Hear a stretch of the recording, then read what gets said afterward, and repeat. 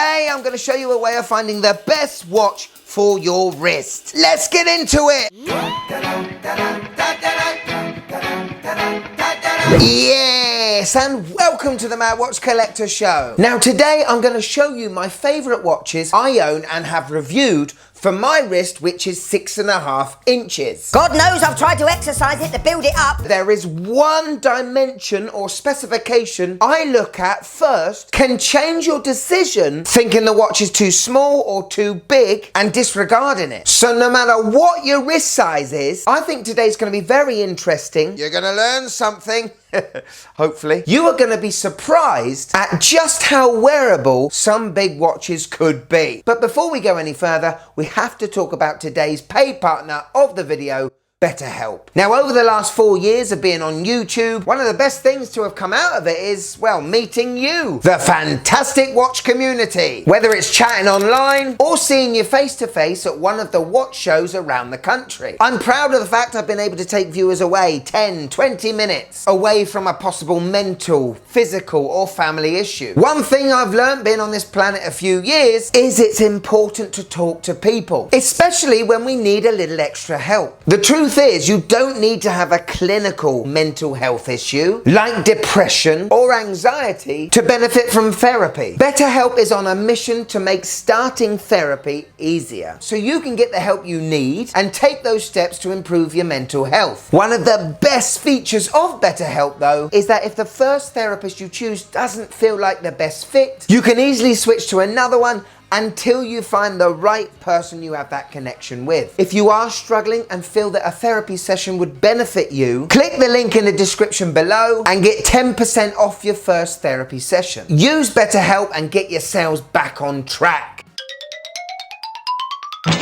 Right, so as I said, I've got a 6.5 inch wrist, okay? Don't worry, I'm bigger in other departments. I've got a really big toe. But the size of your wrist isn't telling the full story. Some people's wrists are quite wide, other people's wrists are quite girthy, and so finding the right watch for your wrist becomes, well, quite personal. Now, using the official MWC calipers, which have got a digital screen on it, what else? I can see that I have got 57 millimeters from end to end. That means when I look down at my wrist, I've got 57 millimeters of flat real estate. Now, I might find a watch that has a lug to lug of 50 millimeters. It's still within my 57 real estate on the wrist. However, if the watch's lugs don't curve down the wrist, it's gonna look a little bit silly. A little bit like this Hamilton Jazzmaster chronograph. You need a big flat piece of wrist to pull that one off. The regular dimensions we look at, the diameter of the watch, lug to lug is very important. That's from the top to the bottom of the watch. Thickness does play a big part, especially if the watch is over 40 millimeters. You don't want it to look silly and clumsy on the wrist. Lug width is very important. A watch can look much bigger with a wider lug width, especially if it's got a bracelet on it. Perfect example of that is the beautiful Formex Reef I reviewed not long ago. That watch has a diameter of 39 millimeters, but because the lug width is 22, this one would look good on a lot of big wrists. But ladies and gentlemen, the most important figure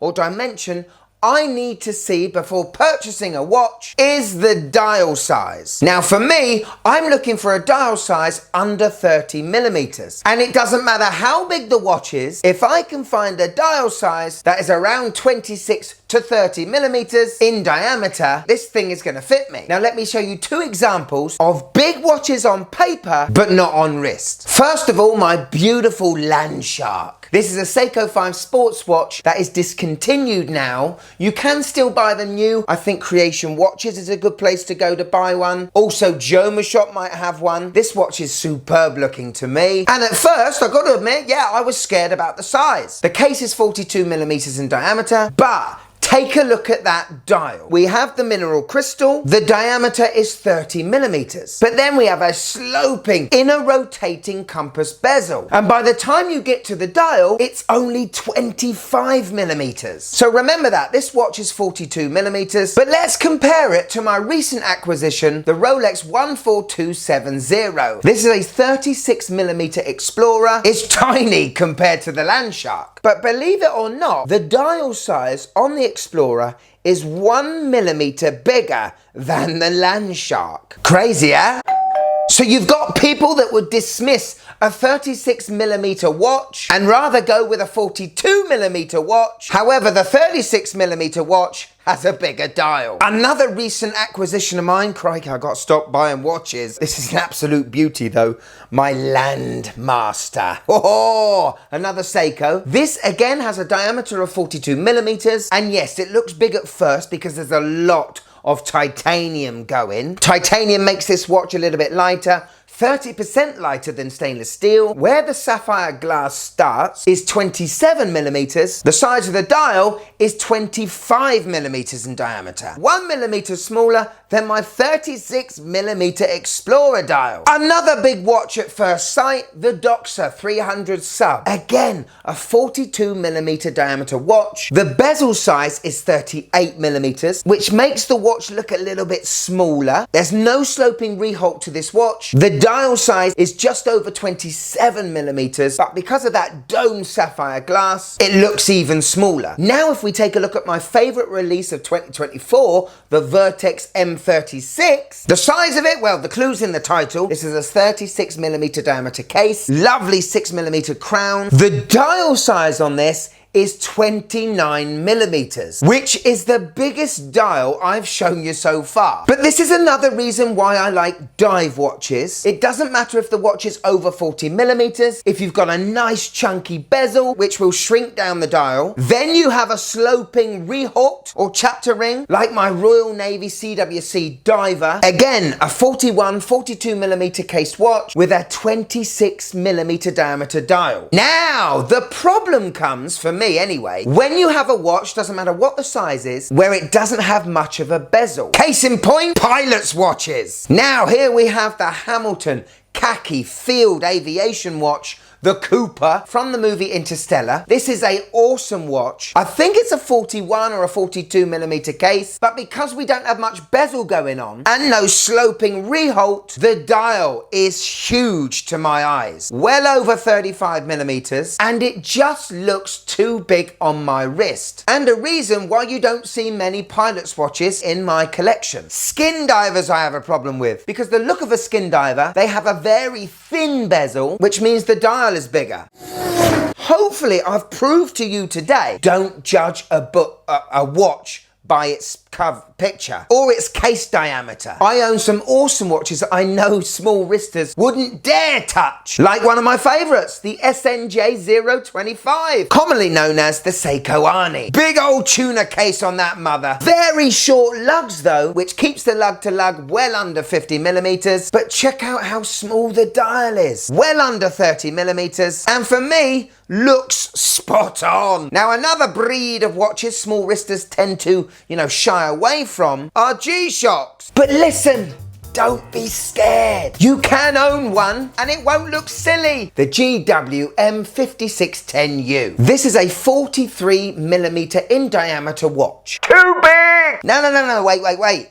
Because the screen on this watch is 29 millimeters going that way and 24 millimeters going this way. But it gets better. The LCD screen display is only 14 going that way and 20 going this way. So technically, this is the smallest watch I've shown you out of all of them, because the actual dial part where you read the time is tiny. And that goes for a hell of a lot of G-Shocks, let me tell you. So anyway, the key reading I always look at is the diameter of the dial. The next one is the lug to lug. Then it's the thickness, and then it's the overall diameter. It's not hugely important to me. There are literally millions of watches out there. Do your research.